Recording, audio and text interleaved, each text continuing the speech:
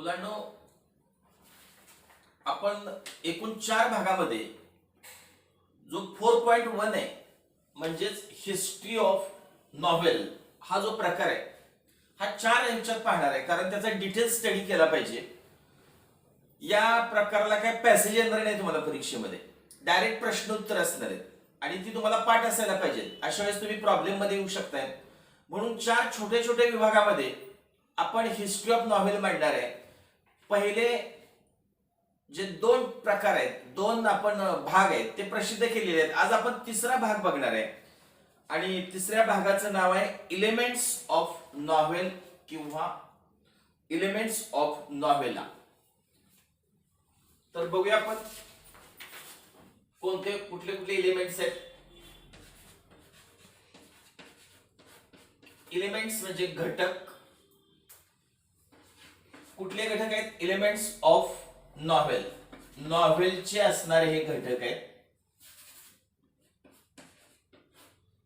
किंवा elements of नोव्हेला.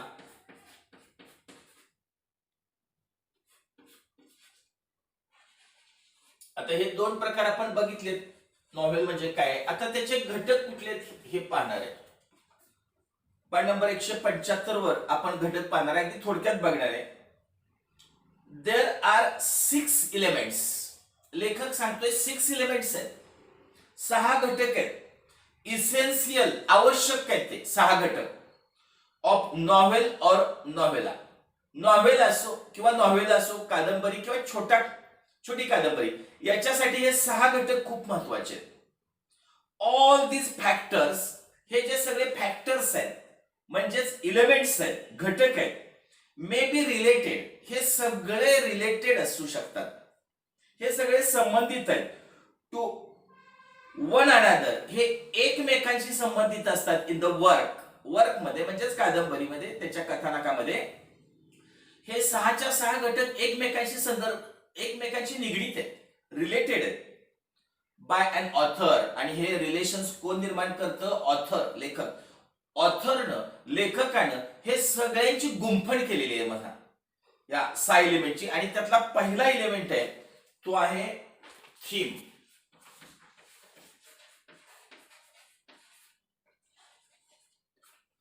आता theme म्हणजे काय, तर त्या कादंबरीचा विषय कुठला. थीम म्हणजे आता बघा, the theme is the central idea of the novel. Theme ही सेंट्रल आयडिया असते, मध्यवर्ती कल्पना असते कुठल्याही नॉव्हेलची, which can be expressed in a nutshell. आणि ती एक्सप्रेस केली जाऊ शकते, सांगितली जाऊ शकते इन अ नटशेल, अगदी थोडक्यात. म्हणजे अगदी मोठी कादंबरी आहे 300 पानाची आणि तुम्हाला थीम विचारला तर तुम्ही थीम 4 ओळीत सुद्धा सांगू शकता की ही कादंबरी नेमकी कशाशी संबंधित आहे. म्हणजे जो थीम असतो, जी सेंट्रल आयडिया असते, ती अगदी तुम्ही नटशेल मध्ये, इन अ नटशेल, थोडक्यात सांगू शकता.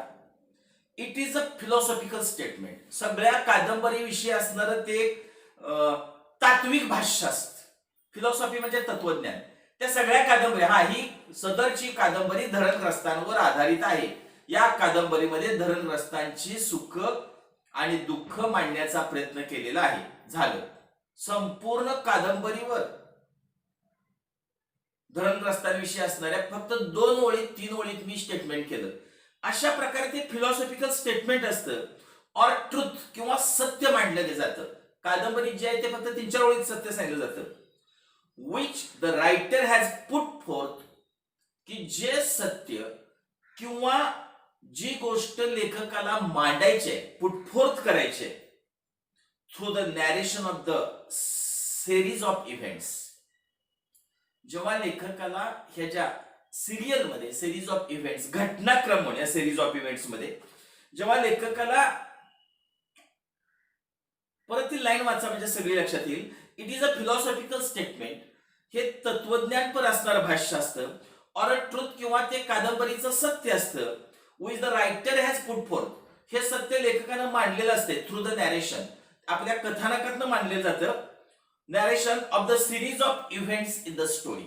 स्टोरीमध्ये जो सिरीज ऑफ इव्हेंट्स आहे, कथेमध्ये जो घटनाक्रम आहे, या घटनाक्रमामध्ये लेखकानं जे मांडलेलं सत्य असतं घटनाक्रमामध्ये लेखकानं मांडलेलं जे फिलॉसॉफी असते त्यालाच आपण थीम म्हणतो.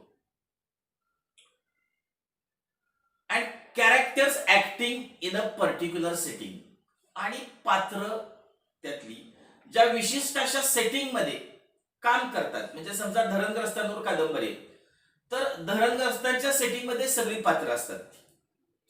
तर त्याचा विषय कुठला असेल तर धरणग्रस्तांच्या समस्या, समजा थीम विचारला तर धरणग्रस्तांची समस्या, त्या एकमेव ट्रूथवर, एकमेव फिलॉसॉफिक स्टेटमेंटवर सगळा घटनाक्रम लेखकानं रचलेला असतो. सगळं सेटिंग त्यावर आधारित असते. दुसरा आहे प्लॉट.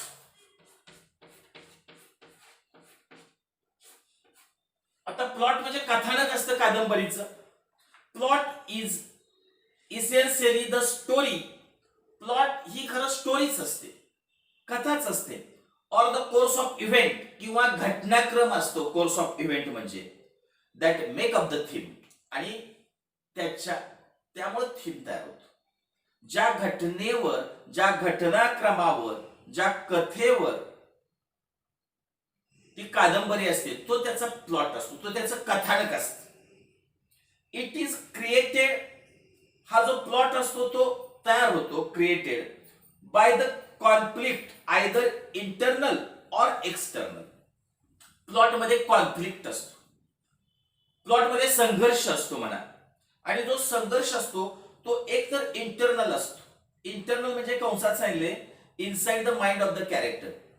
त्या कॅरेक्टरचे पात्र आहे, त्यातला मेन हिरो आहे, त्याच्यामध्येच, त्याच्या मनामध्येच काहीतरी घडामोडी घडत असतात आणि त्याच्यावर सुदैव किंवा दुर्दैव ओढवतो.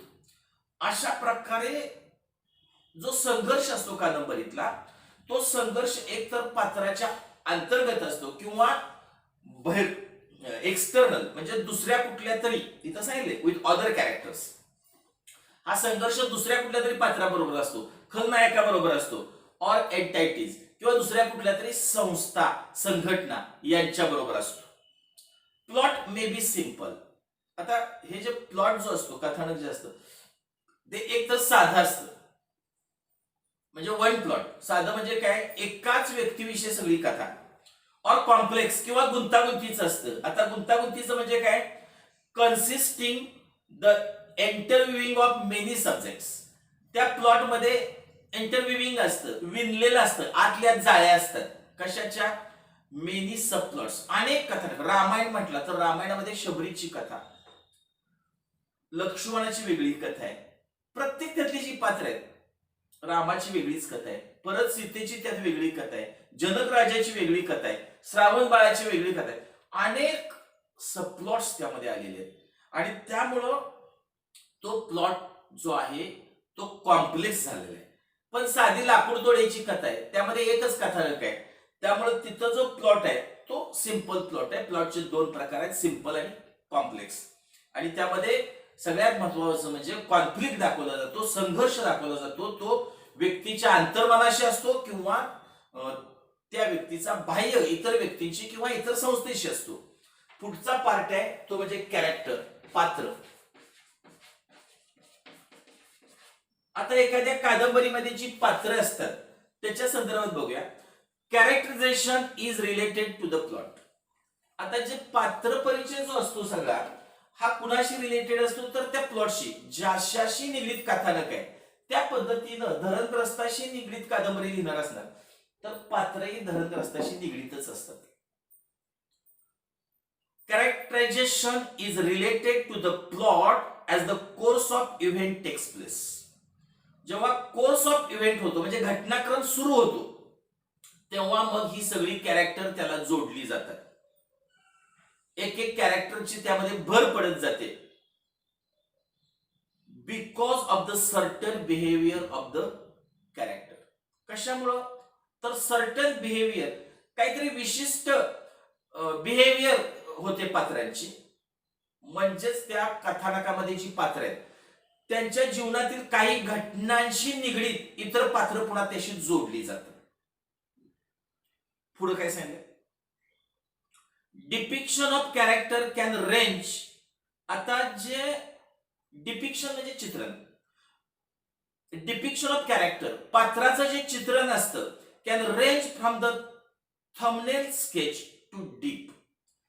आता त्यात समजा एखादं पात्र आहे कादंबरीतलं, तर ते पात्र कसं असतं, एखादं पात्र एका ओळीचं पण असू शकतं कादंबरीत, आणि एखादं पात्र पहिल्या ओळीपासून एंड पर्यंत त्याची रेंज काय असते, तर ती रेंज कशी आहे, अगदी थंबनेल पासून अगदी किरकोळ एका ओळीचं पात्र असतं, ते स्केच टू डीप किंवा मग ते डीप पात्र असतं, किंवा वर्डी तुफानी पात्र असतं, किंवा हायली डिटेल्ड व्हर्बल स्केच, किंवा अगदी डिटेल त्याचं शाब्दिक वर्णन केलं असतं, व्हर्बल स्केच केलं असतं.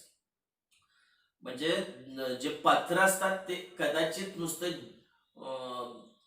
राजाधिराज महाराजांचं जय जयकार असो एवढंच म्हणणार पात्र असेल, आणि टोटल कादंबरीवर प्रभाव टाकणार राजाचं पात्र असेल, तर राजाचं पात्र आहे ते वर्डी असेल, डिटेल्ड स्केचचं असेल, आणि जो तिथं सेवक असेल त्याचं एक अगदी थंबनेल पात्र असेल. द इम्पॉर्टंट कॅरेक्टर, आणि सर्वात महत्वाचं जे पात्र आहे, मे हॅव बीन डिस्क्राइब्ड, महत्वाचं पात्र कदाचित डिस्क्राईब केलं जातं, वर्णन केलं जातं, इन इट्स एव्हरी आस्पेक्ट, त्याचा प्रत्येक आस्पेक्ट. समजा राजा मुख्य पात्र आहे, तर राजाचा प्रत्येक आस्पेक्ट सांगितला जातो, राजाची राणी, त्याची मुलं, त्याचा इतर संबंध, त्याचा दरबार, त्याचं राज्य, त्याचे शत्रू, त्याचे मित्र, सगळ्याविषयी बाय द रायटर म्हटलंय, लेखकाकडून एव्हरी आस्पेक्ट सांगितला जातो, प्रत्येक घटना सांगितली जाते. द मायनर कॅरेक्टर, पण जे किरकोळ कॅरेक्टर आहे, दुय्यम दर्जाची कॅरेक्टर आहे, are not given much importance, दुय्यम दर्जाच्या पात्रांना फारसं इम्पॉर्टन्स दिलं जात नाही, फारसं महत्व दिलं जात नाही. The reader follows the action of one main character through out the novel. आता वाचक काय करतात, समजा कादंबरी तुम्ही वाचताय, तर तुम्ही फॉलोज द ऍक्शन, कुणाची ऍक्शन फॉलो करता, कुणाकडे तुमचं लक्ष केंद्रित असतंय, वन मेन कॅरेक्टर, एका मुख्य पात्राकडे आपलं लक्ष असते. समजा छत्रपती शिवाजी महाराजांवर कादंबरी, तर आपण किरकोळ मावळा काय करतो ह्याकडे नाही, मेन छत्रपती शिवाजी महाराजांच्याकडे आपण लक्ष देऊ, मेन कॅरेक्टर आहे त्याकडेच थ्रू आउट द नॉव्हेल रीडरचं लक्ष असतं. This character is referred to as protagonist, त्या कॅरेक्टरला आपण रेफर करतो, म्हणतो, काय म्हणतोय, प्रोटॅगॉनिस्ट, मुख्य पात्र, हिरो म्हणतो त्या पात्राला. प्रोटॅगॉनिस्ट किंवा main character is in conflict with other character. म्हणा जो प्रोटॅगॉनिस्ट असतो, नायक असतो, त्याचा कॉन्फ्लिक्ट असतो, त्याचा संघर्ष असतोय विथ अ कॅरेक्टर, त्याचा दुसऱ्या एखाद्या पात्राशी, ऑर एन एंटायटी, किंवा त्याच्या दुसऱ्या एखाद्या संस्थेशी, संघटनेशी, ऑर अ फोर्स, किंवा एखाद्या बाह्य शक्तीशी किंवा अंतर्गत शक्तीशी, स्वतःशीच किंवा बाहेर कुठल्या तरी शक्तीशी त्याचा संघर्ष चालू असतो, which is known as antagonist. Protagonist नायक, अँटेगॉनिस्ट खलनायक. म्हणजे प्रोटॅगॉनिस्ट आणि अँटेगॉनिस्ट यांचा संघर्ष, हे याची सगळी पात्र असतात. त्यात ही दोन मुख्य पात्र, याच्याकडे सगळ्या कथेचा फोकस असतो. आता पुढे आपण पाहणार आहे सेटिंग. आता सेटिंग काय आहे, तर ज्या ठिकाणी ते कथानक घडणार आहे, समजा मी मगाशी सांगितलं धरणग्रस्तांच्या विषयी कादंबरी असेल, तर धरणग्रस्त, धरण बांधण्यापूर्वीचं त्यांचं जीवन, तिथलं सगळं सेटिंग घेतलं जाईल. स्टेजवर जे दिसतंय ते सेटिंग थोडक्यात बघा. Setting is the background, setting म्हणजे बॅकग्राऊंड असतो, in which the story takes place. कथानक जिथं टेक्स प्लेस म्हणजे घडतं, तर कथानक घडतं त्याची जी पार्श्वभूमी असते, ज्या पार्श्वभूमीवर कथानक घडतं त्याला सेटिंग म्हणतात.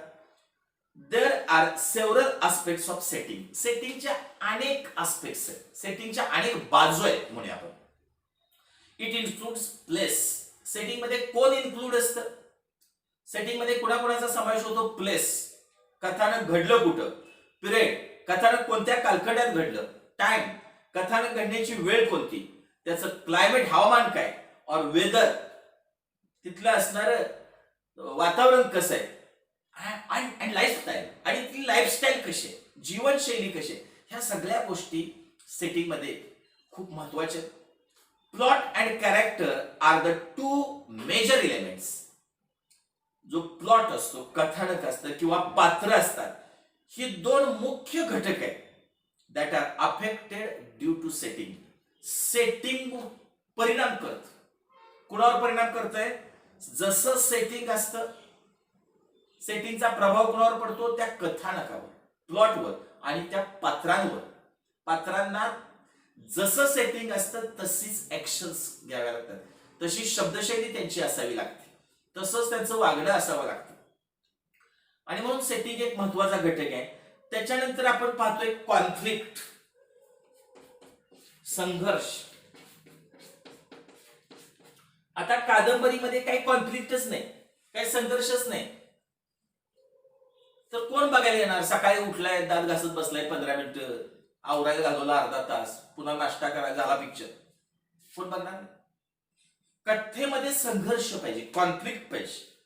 द स्ट्रगल, जो संघर्ष असतो between the opposite forces in the story. दोन विरुद्ध शक्तींमध्ये, अपोजिट फोर्सेस मध्ये जो संघर्ष असतो इज कॉल्ड कॉन्फ्लिक्ट. त्याला कॉन्फ्लिक्ट म्हटलं जातं. Conflict in the story provides interest. आणि मग संघर्ष असतो, तो संघर्षच प्रोव्हाइड करतो, संघर्षच तुम्हाला इंटरेस्ट निर्माण करतो. अँड क्युरियोसिटी, संघर्षामुळे उत्सुकता निर्माण होते. आता पुढं काय, पुढं काय असं वाटलं पाहिजे. अबाउट द प्लॉट, प्लॉट विषय, त्या कथानकाविषयी तुमच्या मनामध्ये जी उत्सुकता असते, तुमच्या मनामध्ये जी आवड असते, ओढ असते, ते कोण निर्माण करतं? तर तो संघर्ष निर्माण करतो. संघर्षाशिवाय कादंबरी शक्यच नाही. पुढचा आणि लास्ट मुद्दा आहे लँग्वेज किंवा स्टाईल.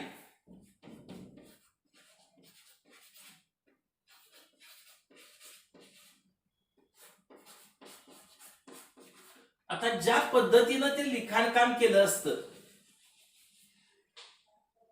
प्रत्येकाची वेगवेगळी स्टाईल असते. काही जण एकदम डिटेल सांगतात, काही जण एकदम थोडक्यात सांगतात, त्याला स्टाईल म्हणायची त्या लेखकाची. आणि तो कुठली लँग्वेज, काही जण एकदम साधी सोपी सरळ लँग्वेज वापरतात आणि काही एकदम अलंकारिक लँग्वेज वापरतात. बघा, लँग्वेज किंवा style. The language and technique used by the author. जी भाषा किंवा जे तंत्र, technique used by the author, ऑथरनं वापरलेलं असतंय. कशासाठी? For narration of the course of event. Course of इव्हेंटचं नॅरेशन करताना, घटनाक्रम जो आहे तो सांगताना, कथा सांगताना जे स्किल वापरले, जी भाषा वापरलेली आहे इज नोन ॲज स्टाईल. त्यालाच स्टाईल म्हटलं जातं, त्यालाच शैली म्हटलं जातं. And author can use extensive vocabulary. त्यावेळेस लेखक एकदम विस्तृत, डिटेल्ड, एक्सटेन्सिव्ह म्हणजे शब्द वापरतो, व्होकॅब्युलरी वापरतो. आणि हाय फ्रेजेस, आणि अवघड अवघड फ्रेज वापरले जातो. रामायण महाभारतात बघा किती एक्सटेन्सिव्ह लँग्वेज आहे, किती अवजड बोजड भाषा, ज्ञानेश्वरीची भाषा बघा. और ही मे बी लॅकॉनिक, किंवा काही वेळेस एखादा लेखक एकदम मितभाषी असतो, लॅकॉनिक असतो, एकदम कमीत कमी थोडक्यात सांगतो. असं असं झालं, असं असं. लाकूड तोड्याची कथा आहे. एक होता लाकूड तोड्या, गरीब होता, लाकूड आणून पोट भरायचं, एकदम थोडक्यात थोडक्यात थोडक्यात. लाकूड तोड्याचं डिटेल सांगितलं जात नाही. तर काही जण एकदम लॅकॉनिक मध्ये लिहितात and would write only to the point, to point, अगदी टू द पॉइंट लिहितात, मुद्देसूद लिहितात. और ही मे मिक्स, किंवा लेखक एखादा मिक्स करतोय, both according to the requirement, meeting his purpose. त्याची जशी रिक्वायरमेंट आहे, कथेची रिक्वायरमेंट काय तसं तो मिक्स करतो. म्हणजे काही ठिकाणी डिटेल्ड परिचय देतो आणि काही ठिकाणी लॅकॉनिक होतो, काही ठिकाणी एकदम मितभाषी थोडक्यात म्हणतो आणि काही ठिकाणी डिटेल. जशी गरज आहे त्याच्या पर्पज मीट करायला, त्याची कथेची गरज भागवायला, म्हणजे आपण कथेची गरज भागवायला जशी आवश्यकता आहे तसा एखादा लिखाण काम करतो. ही मे यूज लिंग्विस्टिक डिव्हाइसेस, काही वेळेस तो अलंकृत भाषा वापरतो, लिंग्विस्टिक डिव्हाइसेस वापरतो. कशाला? To make the narrative effective. जेव्हा त्याला नॅरेटिव्ह इफेक्टिव्ह करायचंय, त्याचं कथानक एकदम प्रभावी करायचंय, तेव्हा प्रभावी कथानक करताना तो नेहमीच अलंकृत भाषा वापरतो. आता आपल्या आरत्या बघा किती, एक गणपतीचं वर्णन करताना सुख करता दुःख हरता वार्ता विघ्नाची, एकदम अलंकृतरित्या ते मांडलं गेलेलं आहे. भाषा जी असते ती एकदम उच्च दर्जाची असते आणि काही ठिकाणी एकदम लॅकॉनिक म्हणजे लाकूड तोडेच मी सांगितलं एकदम थोडक्यात मांडलं जातं. ऑल दिस फॅक्टर्स डिसाइड, आणि हे जे सगळे फॅक्टर्स आहेत, हे सगळे जे घटक आहेत ते ठरवतात. काय ठरवतात? The texture of narration. नॅरेशनचं टेक्स्चर कसं आहे, नॅरेशनचा दर्जा कसा आहे, कथानक काय दर्जाचं आहे, तुम्ही लिहिलेलं लिखाण काय दर्जाचं आहे, हे ह्या सगळ्या घटकांवर अवलंबून असतं.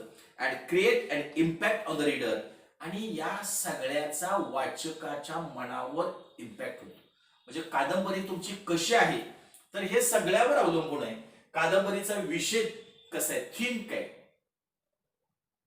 कुठल्या विषयावर कादंबरी लिहित आहे हे महत्वाचं, त्याचं कथानक कसं आहे, प्लॉट कसं आहे, त्यामध्ये जी पात्र आहेत त्याचा प्रोटॅगॉनिस्ट कसा आहे, अँटॅगॉनिस्ट कसा आहे, हे तुम्हाला किती प्रभावीपणे तुम्ही मांडले, त्याचं सेटिंग, त्याला जे वातावरण पुरवले ते कसं आहे, त्यामध्ये संघर्ष तुम्ही कसा क्रिएट केलाय, कशी कथेची उत्सुकता वाढवत नेलेली आहे आणि कशा स्टाईल मध्ये ते मांडलेलं आहे.